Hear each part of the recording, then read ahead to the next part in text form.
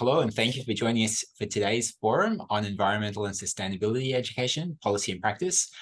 My name is Russell Cross. I'm Professor in Additional Languages Education here at the Melbourne Graduate School of Education at the University of Melbourne.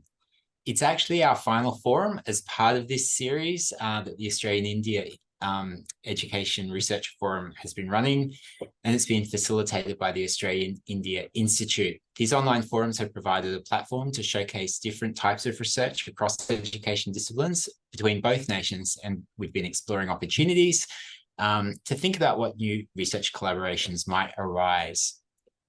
For today's forum, we're focused on environmental and sustainability education, or ESE, an area of joint national importance for both Australia and India.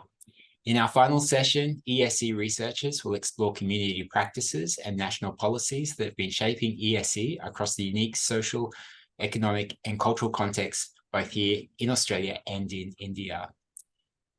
Our panelists will discuss some of the challenges and opportunities to integrating holistic models of ESE into formal education and cross-cultural research ecosystems.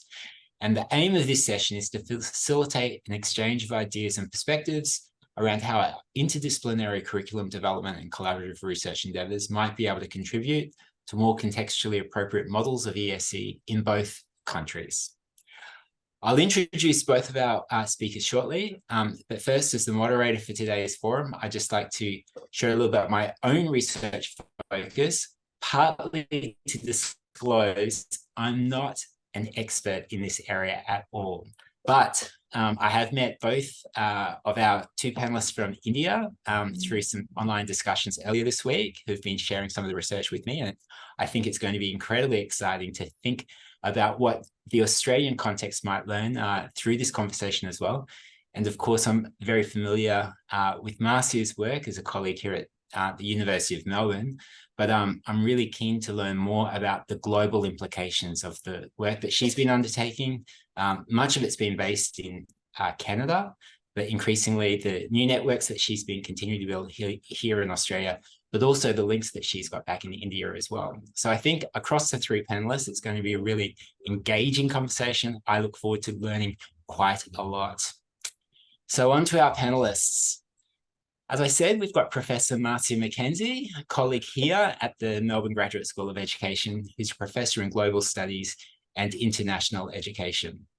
Marcia's research includes both theoretical and applied components at the intersections of comparative and international education, global education policy research, and climate and sustainability education. Work includes a focus on relation to policy mobility, place and land, affect, and other areas of social and geographic study. Professor Nagarjuna, otherwise known as GN, is a principal investigator at the Knowledge Lab at Homi Bhabha Centre for Science Education in Mumbai, India. He superannuated in 2021 and is currently a visiting faculty at ISA in Pune, the Indian Institute of Science Education and Research.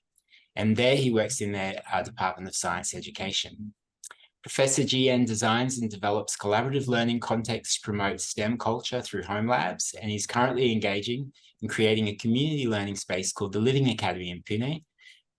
It's an initiative of Kishore Bharati. Dr. Sylvia Christine Almeida is a senior lecturer in environmental, sustainability and science education at my alma mater, Monash University. Her research interests include working with young children, educators, leaders, and policymakers in understanding their perceptions and what it means to be implementing environmental and sustainable pedagogies and curricula within school systems. Now, at the end of today's panel, we've got a series of questions that we'll work through, but we're going to have an opportunity for Q&A from the panelists as well. So as they share their insights and responses, both to the wider audience, but they'll have questions for each other. Feel free to pop your own questions up into the panel box for Q&A, and we'll make sure that we have a chance to get responses as we work through the hour together. Now, my first question will go to Professor GN, and it's about how environmental and sustainability education is currently understood in the Indian context. What do you think some of the challenges are in terms of achieving a more holistic framing of ESE within the Indian formal education system. Yeah, thank you, Russell. I hope I'm audible. Yeah, okay.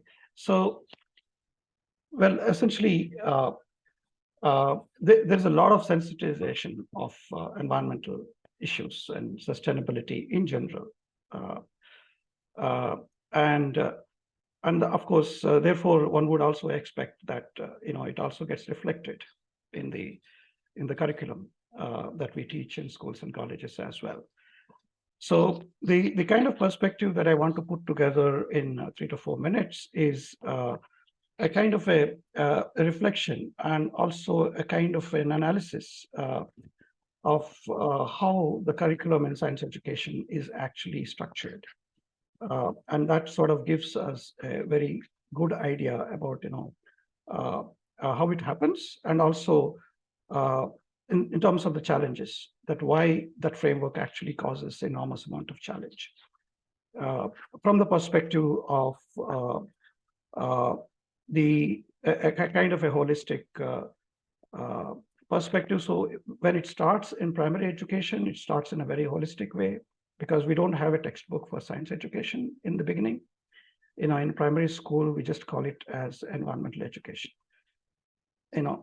And I really wish the life continues like that as a lifelong kindergarten. But what actually happens over a period of time is that the shifts happen in terms of disciplines. One of the first things that gets separated is mathematics, and it's given as much importance as literacy, and therefore mathematics takes an equal amount of time in terms of the time division, in terms of how many hours you spend in the school. So the maths takes half of the time, and then the other half is taken by the sciences, all put together, which means basically the physics, chemistry, biology. And now, even if you want to put environmental education, which in the recent national curriculum framework, they call it as interdisciplinary studies.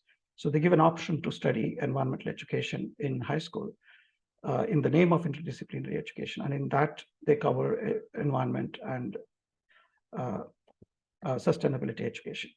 So as you see, this particular perspective actually gives a different kind of message to the students, and also the parents, and in general to everybody, saying that, look, here is a subject which is optional. Okay, but the core subjects that you would be studying are mathematics, physics, chemistry, and biology. So as a result, therefore, the people who really want to take up careers in science and mathematics, and also maybe medicine and other things, they would naturally try to consider environmental education or sustainability education as a soft option. Okay, you just do it because you will get some credits out of that, but not really that's going to give you a career, or that's going to give you a kind of a proper foundation to our living itself. So in that sense, the message unfortunately has not been corrected even in the new education. New education policy talks about it, but then the curriculum framework for science education is released just about the corner while we are speaking here, and that doesn't give enough justice to that thing. I mean, they talk about mathematics, physics, chemistry, biology, and agricultural sciences and health sciences and all that, but not this thing. That is one aspect of it. There is another dimension to it, which is also in terms of what we see in the textbooks. If you look at it, environmental education generally is put in high school as a part of biology, and therefore again there is a kind of of course, because ecology is considered a very important branch of biology, but in the process, again, what actually happens is that even some of the core biology topics also have given away that space to environmental education. As a result, people who are not interested in biology think that, okay, environmental education is not important. But then today, the kind of sensitization that we're doing is that it's a very important education that every citizen must have, but that is still not happening. despite the fact that there's a lot of sensitization happening all around. There's a lot of noise about environment and climate change and sustainability. So this is shortly the kind of reality from the eyes of, I mean, you can say as a critic who is looking at what's actually happening in the curriculum and how people actually view environmental education. It's a software option in the school, not the core subject to study. Right. Yeah, well, that's very helpful for understanding the current context. And I think it's good to know that it's at least on the agenda. But I guess the challenge is finding a way to grow what has started to get beyond some of those structural challenges. Absolutely. That you've identified. So on that point, I'll throw to Sylvia to ask what other alternative paradigms exist to maybe move forward from beyond where we're at to think a little bit more holistically rather than be fixed in with, within the existing structures that we have, Sylvia. Oh, Sylvia, you're muted. It's the first time you've used Zoom, maybe. If I had $1 for every time someone said I'm muted, I'd be a very rich girl by now. Picking on the term holistic, and that's pretty much how I see where environmental and sustainability education needs to be in India or is headed towards. It is heartening to see that the new national curriculum framework and the NEP before that acknowledges environmental education much more robustly than it did in the 2005 version. It's also really good to see terms like sustainability, climate change, sustainable development being, actively used and embedded in this new curriculum document. One of the key issues, and I did my PhD at Monash, but I worked in India. So my study was based in India. And 10 years ago, and even now, one of the key issues seems to be the heavy emphasis on science education as the host for environmental education. I think if there is a holistic view to be taken, then it is very important to shift from looking at environmental and sustainability education as something that is a carryover subject in science and find active ways for interdisciplinary, transdisciplinary work, especially within the social sciences. Embedding it over there, I think, is absolutely critical.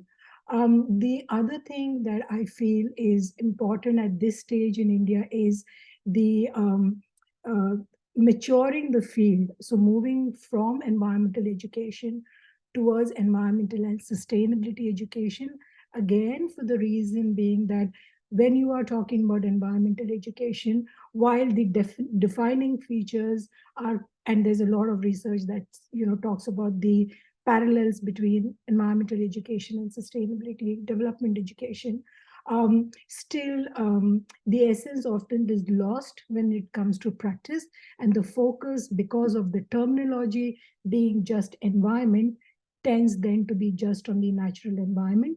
And again, the other dimensions of society and economy and the other pillars that sustainable development brings in are kind of blurred. Sustainable development also can be a challenge in India because of then the automatic emphasis on development and taking away from environment. And we know, and Professor Nagarjuna would wholeheartedly agree with this, that we are in really dire states when it comes to our environment, both in terms of the air, the water, the rivers, plastic, pollution all across. So that recognition of the right term to be used then allows credibility for all these other, dimensions of sustainability education, including health, hygiene, peace, intercultural learning, all of that. And finally, I think there is also the really important, we are at this really cusp of very strong economic development, which often comes at very high cost to the environment. So there is a need to recognize the post-colonial nature of our society, where we are, and to speak to the spiritual and traditional wisdoms that have existed in India for thousands of years.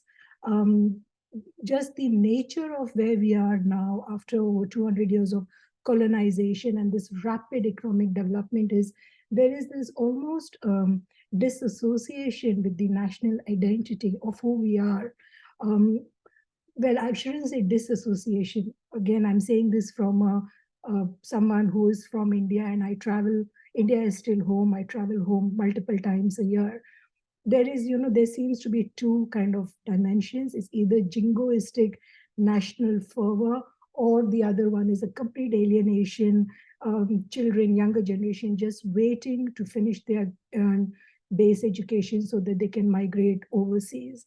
I think we need to find this balance where we are able to take in the spiritual and the traditional wisdoms, which are very, very ecocentric. If you look at what India has to offer, take pride in that and use that as a vehicle to bring about societal change. I think I went over 4 minutes. My apologies. No, that's really helpful, Sylvia. So on the one hand, Professor Nagarjuna has highlighted kind of where we're at. Your points have been really helpful for thinking about what alternatives are possible and how we might get there.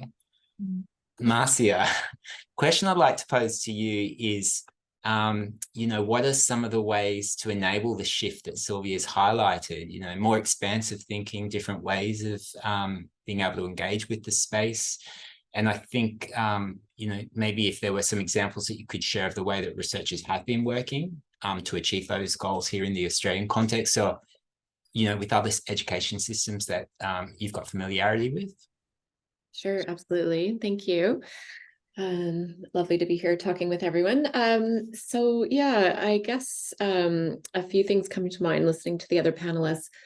I've engaged with colleagues on doing the research for a number of UNESCO studies over the last few years that have looked, for example, I can put the link in the chat, but the Learn for the Planet report came out in 2021 that covered now I've lost track how many. I think, well, we did an update to it that was 100 countries, I think. So, and looking across those and doing analysis of curriculum and the types of issues that the other panelists are talking about. I think there's been a few frameworks that we've found really helpful that we've also then been using in Australia as well to help policymakers, schools, teachers, students, etc., make the types of shifts that the other panelists are talking about. So one of those is actually, well, I mean, I totally agree with what everyone's saying around the need for this to be very cross-curricular and interdisciplinary. So that's something that's looked at in those reports, is the extent to which how environment and sustainability are taken up, say, in national curricular frameworks and subject curricula, to what extent it's across the curriculum and the importance of that. So agreed on that. Now, in those reports and in our work that we're doing more broadly, we have actually been using the term holistic to talk about something a little bit different, which is the importance of ensuring that when we do education on environmental and sustainability issues, that it goes beyond just cognitive fact-based knowledge, because we know that's historically been an issue, why it's, been situated historically in science education as well. If we just teach people more about the science of the environmental issues, or, teach more of the science of climate change, et cetera, expecting that that's going to lead to, changed motivation and capacity, and action individually and societally, but we know that's not the case, and that and the importance of engaging people on kind of a psychosocial or social emotional level, depending what terminology you want to use, for things like climate change, to deal with the kind of anxiety, the grief that people are experiencing around that, the different forms of denial, and so on and so forth. So if we're not tackling that, any amount, just more and more of the facts of the issues is not going help people engage, and also can lead to increased anxiety and hopelessness, as we're seeing in the statistics about youth around the world and young people. And then the third component, besides the importance of the kind of cognitive, the psychosocial, but as then action, so giving students the opportunities for action and seeing how society is taking action and so on to, again, kind of overcome the feelings of hopelessness and so on. So we've been using that as a framework of holistic ESE, I guess.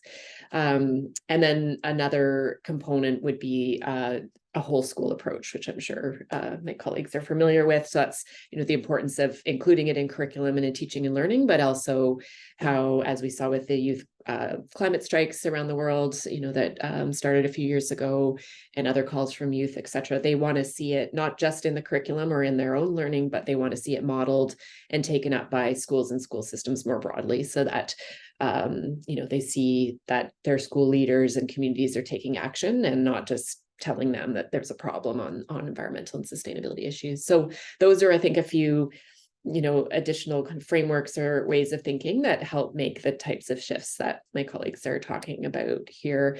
And an example specifically in the Australian context would be taking that type of research and so on, and a recent initiative where we worked with the Department of Education here in Victoria to develop an environmental sustainability in schools policy, which was just launched a few weeks ago, which is available on the Department of Education website here in Victoria, which schools, school leaders, teachers, students, communities can access to help further progress school action on environmental and sustainability education across the whole school domains that I talked about. So not just curriculum, but also in the facilities and operations of schools and the overall governance and so on, in holistic ways across the curriculum and so on. So I'll stop there. But yeah, that's a few things that come to mind.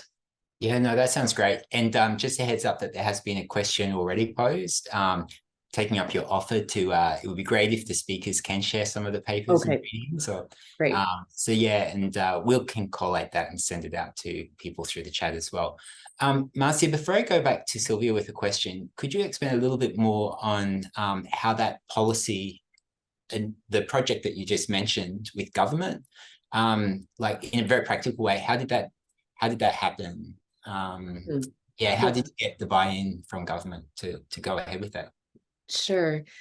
Yeah, so it happened through an opportunity through a funding program here at the University of Melbourne through the interdisciplinary Melbourne Climate Futures, which is a new interdisciplinary initiative on campus, and they have a funding program, and that I thought it would be good to apply for some money. I just had moved from Canada, and so I reached out to the Department of Education as well as Sustainability Victoria and who run the Resource Smart Schools program here in the state, which helps schools move towards sustainability actions, particularly in the facilities and operations domain, so the footprint of schools, and said, I've just moved here, would like to collaborate, what would be useful. And it was the timing of that was a new climate action adaptation plan had just been released here in Victoria. And there's actually there's 7 components, and one specifically is on education and training, which is really exciting, I think, and relatively unique globally to, often education is sort of left out of the thinking of what's needed to address environment and sustainability challenges, despite us knowing, we actually need the social and political will to make the changes that we know we can make. So yeah, it's exciting to see that here in Victoria. And so one of the items that was a goal in that climate action adaptation plan was around developing a sustainability in schools policy. So that was what, in the collaboration that started growing with the Department of Education, we kind of focused in on that and thought, let's work on that together. And they didn't have any department staff at that time really focused on sustainability. And so it helped fill a gap for them. And it was great for us because we wanted to do some meaningful research that would in collaboration that would have hopefully an impact on the ground. And so we applied for the money, we got it. And then it was about a 2-year process resulting in the policy being launched a few weeks ago. So yeah, so I think the good learning from that is to look for signs of change and seize them while we can. Don't just wait for don't just wait to be invited to respond, but if you see moments where there seems to be opportunity, try to seize them, and then you can work together with policymakers or with schools or, you know, beyond the academy. So Sylvia, I guess my question for you is, what's happening on the ground there in India where you think there are suggestions that change is happening? You know, where are those signs? You did again. Another dollar for me. Look, things are in some ways positive, despite all the, you know, overwhelming issues about the environment that we've just spoken earlier. There are changes within, you know, smaller changes within school systems that are often initiated by individuals, where, for example, in Bombay or Mumbai, there is a small patch of mangroves that has somehow been preserved in this really dense population density. And there's a school there that is pretty much on the outskirts of that mangroves and does some really good educational work with children, teaching them not just about the mangroves, but also finding ways in developing, like you said, Marcia, that, you know, the early social connections with the local environment and a deep sense of place then. Also, on a societal level, one of the things that really caught my attention was the recently concluded Ganesha festival. So that's a really big festival in Bombay, in Mumbai, from where I come from. And it was just amazing. I wasn't aware. I had been there after many years for the Ganesha festival. So my memory has always been the immersion of these massive statues in the sea. And then the next day it would just be litter and chaos on the beaches. There was, of course, some litter and chaos, but some of the bigger statues were still immersed. But many households, instead of walking, you know, taking their idols for immersion in the sea, have started doing an immersion in a bucket within their, you know, homes or amongst societies, people living in the same building complex. So that was quite interesting to see that these Ganeshas are now very eco-friendly, developed mostly with clay, not using a lot of toxic paint, and then the immersion happens well within the society and the water is used to plant the gardens. I was quite taken in by that as an initiative.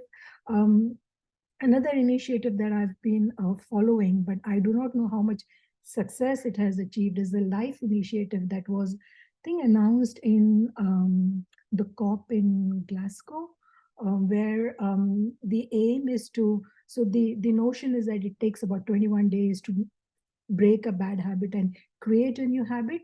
So LIFE stands for learning in favor of environment. Nagarjuna, do you know that's the right term? Yeah, life, learning in favor of environment. And the aim is to create new habits for 21 days. You continue with that and it becomes a lifelong habit. And the emphasis there is on changing your lifestyle in what you're doing. So not using plastic, and you need to choose just one habit that you will change. Those are some really positive initiatives, I think, that are happening, that are recognizing the importance of grassroots level change. Because while we can have changes in policy and schooling and all of that, two things need to happen really strongly. One, and this comes from my thesis and the work that I've done in India, teacher education, really important to, you know, develop the content knowledge, but also the pedagogical know-how and the space beyond the curriculum to be able to embed environmental and sustainability education on a deeper level. And then also at a grassroots level where there is societal change from every individual, which goes back to that notion of developing strong identities that honor your, you know, your spiritual and your traditional perspectives. That goes back to thinkers like Gandhi, who talked about the, you know, the need and the greed of every person cannot be met the grade cannot be met by every. Thanks, by- Sylvia. Yeah. Yeah. So there are signs that consciousness and awareness is changing. And then that's starting to change behavior. And I think that takes us back to you, GN, to, I guess, you know, you started the conversation talking about how the current situation has a tendency to be quite restricted and constrained. Mindful of some of the things that Marcia and Sylvia have shared about other possibilities, on the flip side, what do you think those challenges are towards achieving them? What needs to be overcome if we're going to get there? I mean, if you look at the points that are also made by Marcia, very clearly indicate that, you know, there is some important need to connect it to our life, you know, in a major way. I mean, in fact, there's a term that Sylvia used, which I think is a good thing, is a description of the current thing, is that, you know, the environmental education is a host to other science subjects right now. But you know, the way how we generally put it as you know, habitat as a context to curriculum, whether it is a language curriculum or social science curriculum or economics or, you know, geography or whatever it is, you know, after all, I mean, it's all about habitat, right?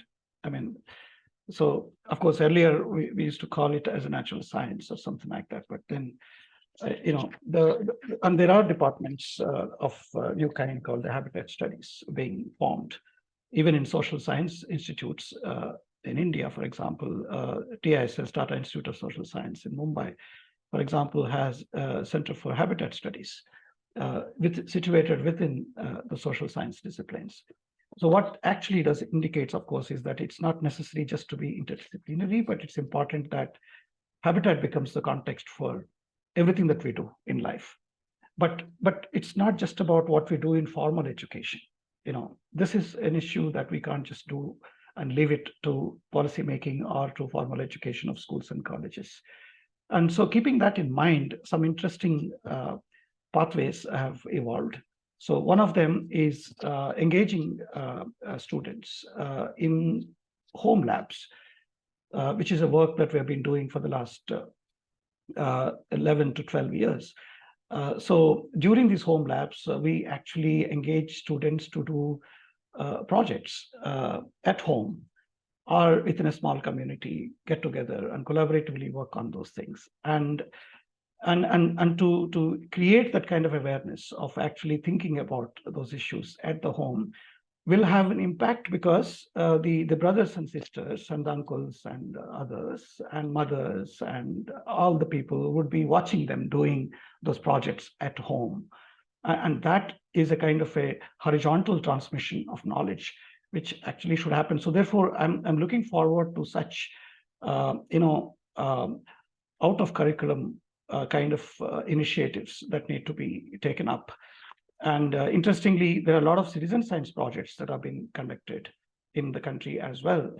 Our institution, Tata Institute of Fundamental Research at Bangalore, has NCBS, National Center for Biological Sciences, and they have actually introduced both wildlife conservation as an important subject, as well as environment as a very important subject. And they do citizen science projects to invite people, citizens, to participate in collecting and understanding the environment around them. So that kind of sensitization is also something that I see as a pathway to you know, further the habits. And then, of course, Sylvia also mentioned about habit formation. You know, it's a very important aspect. It has to become part of our life, and which is basically has to end up by protecting our own home, essentially. So in that sense, therefore, I mean, I would say habitat as a context to all subjects might be a better way of dealing with this challenge at this moment. Thanks, Professor Nagarjuna. So as we start to wrap up, we've heard an array of different responses to how we understand the problem, how we're starting to see shifts in the problem, some ways of tackling the problem. I guess the question I have as we kind of, before we move into a broader Q&A, what possibilities do you think there exist for research between Australia and India in particular, thinking about the ideas we've heard today, might be projects that you're already aware of, policy shifts in either country? That's an open question to anyone on the panel. But yeah, where would you like to see research collaboration go between Australia and India around ESE?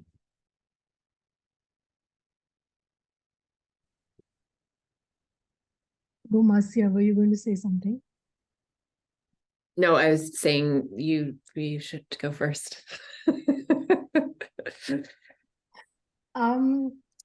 I think a common, so in Australia, we've been in that same space where India is right now in terms of a curriculum and sustainability as a cross-curricular priority.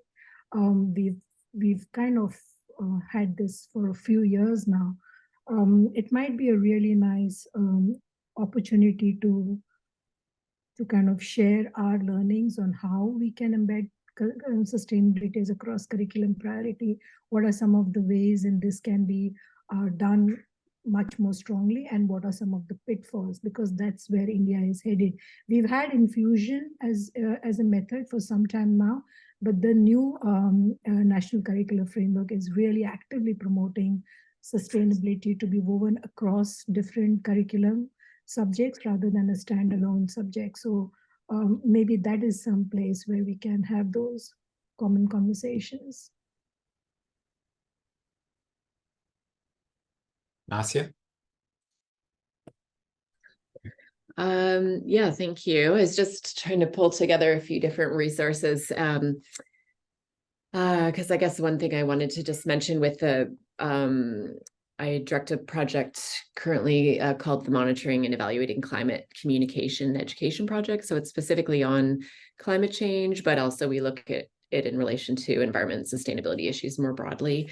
And on that, it's really developed with one of the key team members right from the beginning has been Kartikeya Sarabhai, who's from the Center for Environment Education in India, and co-chairs the regional hub for the project, as well as is involved in the different working groups, and we have other colleagues there as well. So I'll put a few resources in the chat around that project, because I think it's one initiative that where there's already some collaboration, but lots of opportunities to build on that further. And I was just looking up, because one of the components of the project is we fund case studies through that, 30 case studies.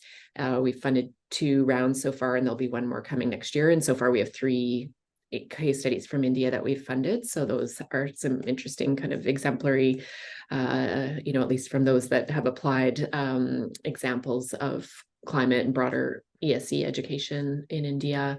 And we also have a country profile for India as well. It would be great to get input from researchers and educators working in India. So, and then we also have indicator data as well. So I'll put a few of those resources in, and I guess that's one place where we're kind of collaborating already, and keen to develop more collaborations, definitely. So yeah, I'll leave it there for now. Thanks. And just a heads up that Marcia has put a number of resources in the chat space if you haven't noticed. So there are some links there that will be helpful. And I noticed one of the other questions was asking for emails of all of the panelists today. So that will be shared on the page when the link goes out as well. I'm sure that can be arranged. Jian, final word. In terms of possibilities for research collaboration, what comes to mind? Yeah, personally, I would be quite interested to understand a kind of a comparative habitats that these 2 countries have. Historically, for example, India has been a habitat for human beings for quite so many years, but Australia is not like that. It's a very recent habitat for human beings. And when they entered, they saw a very different kind of distribution of species of animals and plants and things like that. So in terms of that kind of, and then what happened after that? We need to understand those case studies of that kind in terms of because the man environment conflicts and things like that. So we have much recent stories that have come out from Australia. So would like to exchange such stories of how India was interacting with the environment and how Australians were interacting with the environment and what happened after that in terms of. I guess, yeah, when we think of the Australian context, there's both settler knowledge, but then there's the Indigenous knowledge of 65,000 years as inhabitants of the country as well, and their ways of understanding place and country. And I think between all three of those spaces and more, the Indigenous knowledges of of course, also that also when other species entered into the place because of the isolated aspect of that. So it gives a wonderful model system for understanding how a new factor, when it gets into the environment, impacts. So in that sense, these isolated continents actually have a lot of stories to tell us, and we want to know those case studies in terms of either historically or even otherwise. That would be a wonderful lesson for us to understand as well, as a kind of a model. Yes. I think going back to Sylvia's point, the idea about different paradigms and the shift away from just anthropogenic, kind of the human story, to what non-human actors tell us about our world as well. I think that you make a beautiful point there, Gian. Before we go to some of the questions that have come up, this is just a real a chance. Do any of the panelists have questions for each other? Oh, and in fact, the great question, because I see Dr. Rangan, you've put your hand up. Maybe you have a question for our panelists, if you'd like to open up. You're on mute.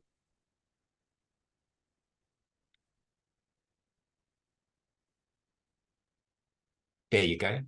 Yeah, I don't know how to lower my hand. Here we go. There we go. Right. Oh, thank you so much. I just had a question. Perhaps it's a little bit tangential to the core of what I think I'm getting in terms of formal education, what's going on. But it seems to me that the point you just raised is that for one thing, it would be good to have a perspective on how vernacular knowledge, rural knowledge, indigenous knowledges of both countries are actually used in terms of educating environmental education, because we have a lot of now awareness of the Aboriginal traditions in different parts of Australia, how they have managed the landscape prior to European arrival, which Professor Nagarjuna is referring to, but which you also mentioned, the Aboriginal people haven't just been, living in some kind of ancient, unchanging past until the white fellas arrived, but actually they have been modifying the landscape, and they have learned how to manage the diverse landscapes of this continent, like the indigenous peoples of India in their own context.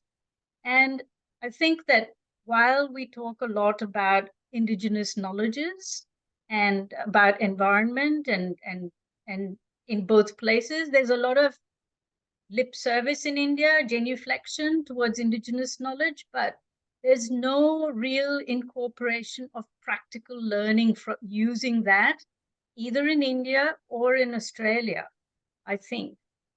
It's happening in little places in terms of teaching, of indigenous ranger management, training. It's happening with people in the countryside. And I say that because I've worked with such groups in the Kimberley in Northwest Australia. But the key point is that knowledge, which is something that students need to learn from their actual habit. So what Professor Nagarjuna is saying is really good in that he's talking about habitat, but we need to actually get people to we need to find out how they can use vernacular and indigenous ways of understanding the environment and what's changing. And perhaps that would be a good way of looking at, of thinking about perhaps some kind of collaborative work across the two places.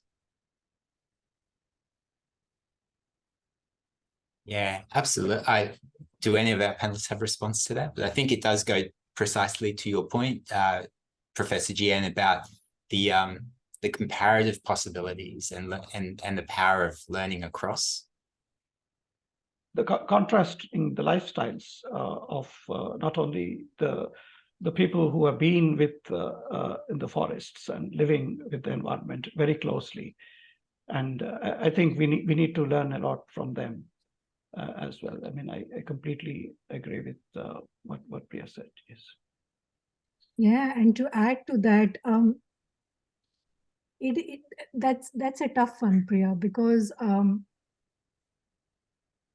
English is the language of power in India. So even if you do not, if you might speak really very fluent Hindi or Konkani or Marathi, but often if you do not speak fluent English, then you do tend to get sidelined, which is why I think what you said is right in terms of the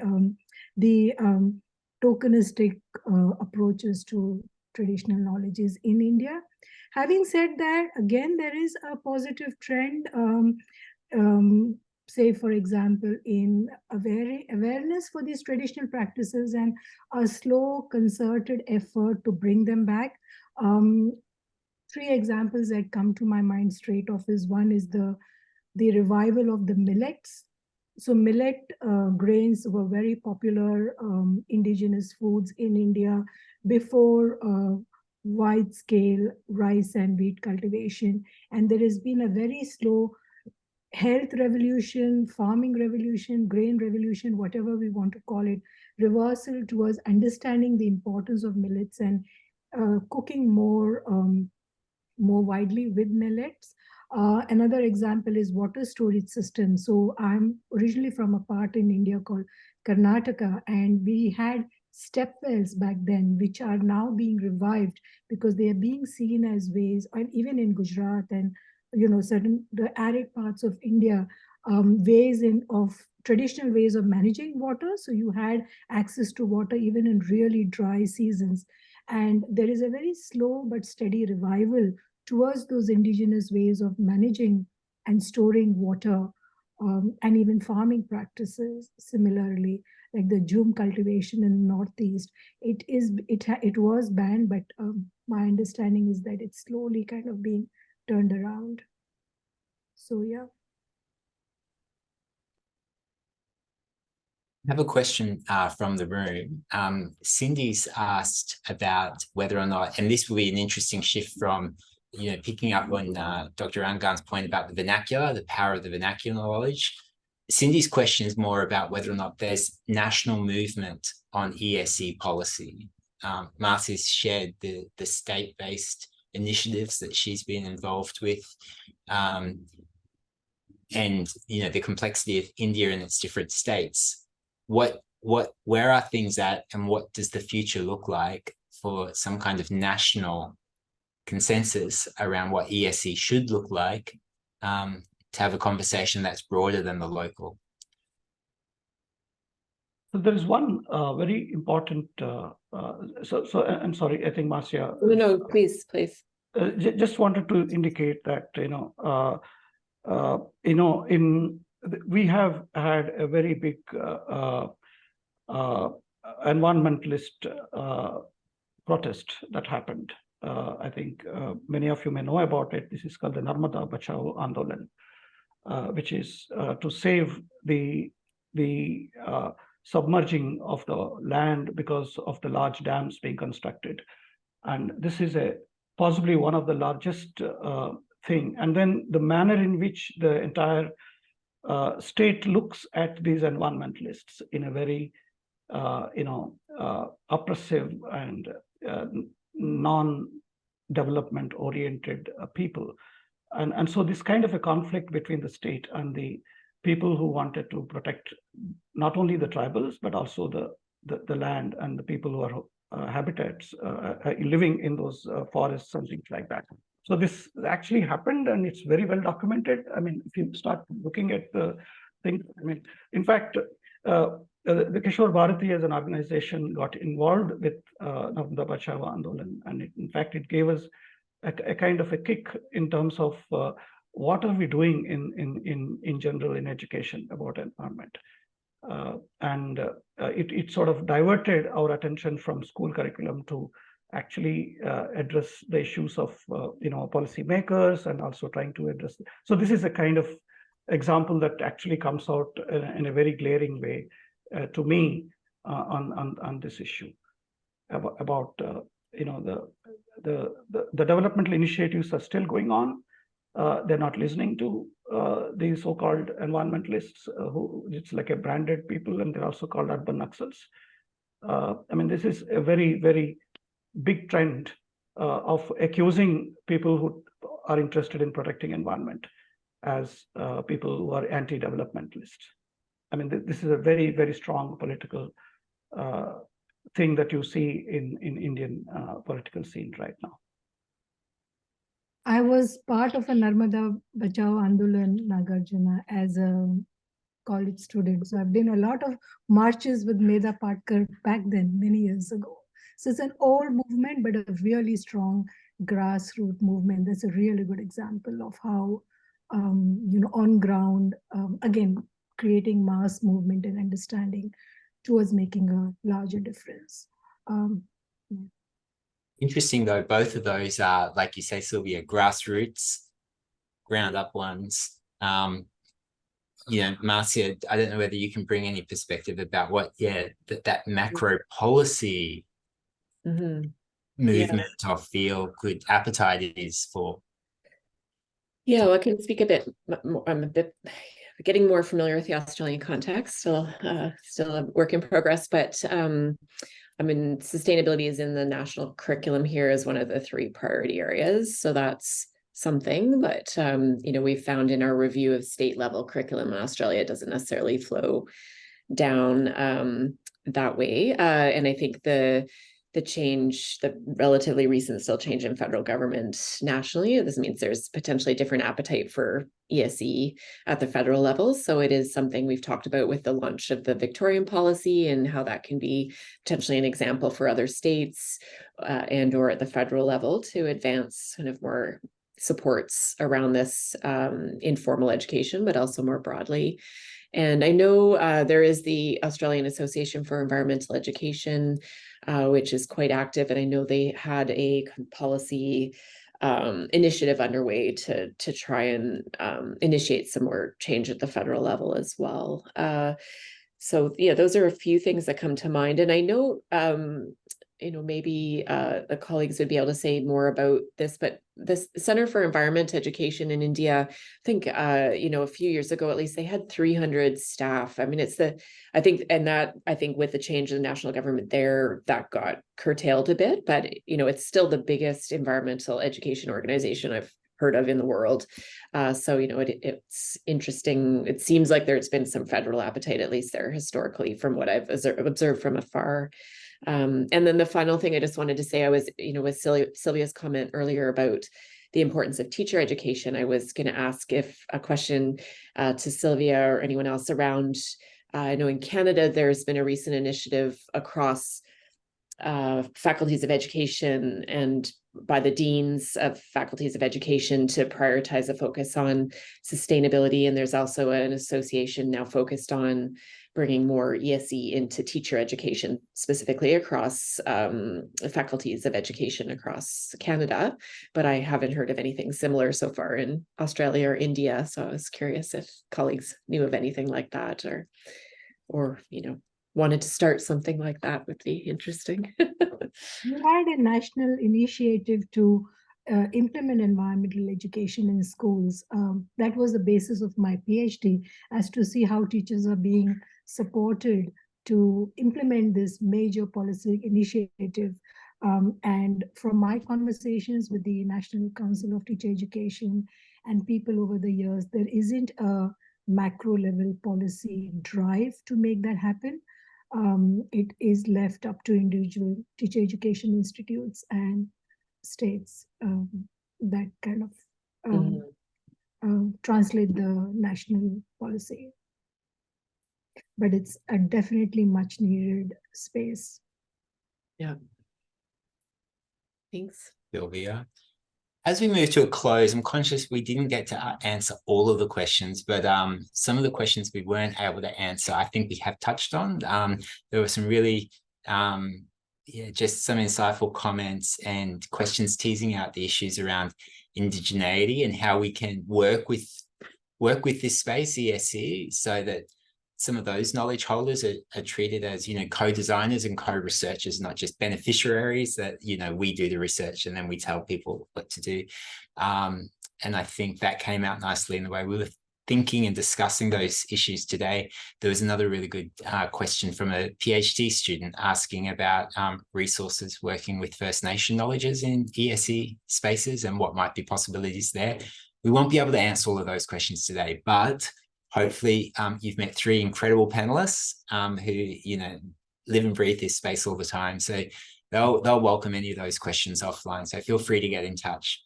I want to thank everyone for attending today's forum on ESE, Policy and Practice. I especially want to express my gratitude to the esteemed panel for their valuable insights and commentary.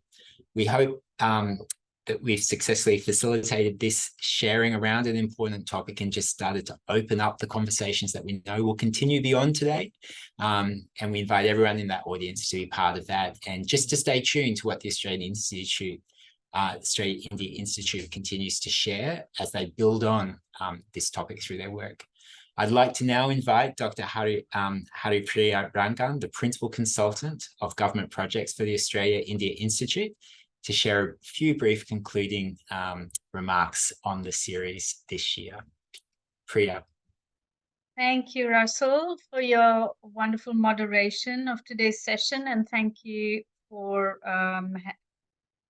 making space for me to come and say a few closing words on behalf of the Australia India Institute.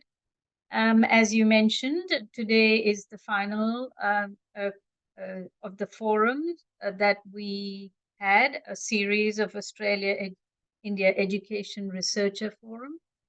And over the 9 forums, which started in August to now, we had 39 expert speakers from universities and institutions, research institutions in India and Australia, showcasing remarkable collaboration and exploration in the field of education between the two countries.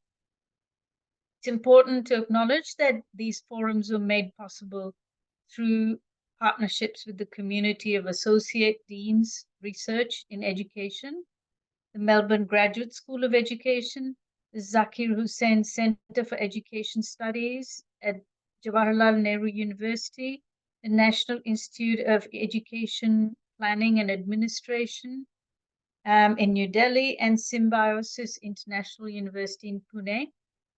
Their support has been pivotal to making these forums successful. We greatly appreciate the Australian Government Department of Education for their crucial support, allowing the Australia India Institute to play a key role in strengthening the educational relationship between Australia and India. And I'd like to thank all the presenters across the 9 forums for volunteering their time to share their knowledge and create a space for meaningful dialogue on this very, very important topic.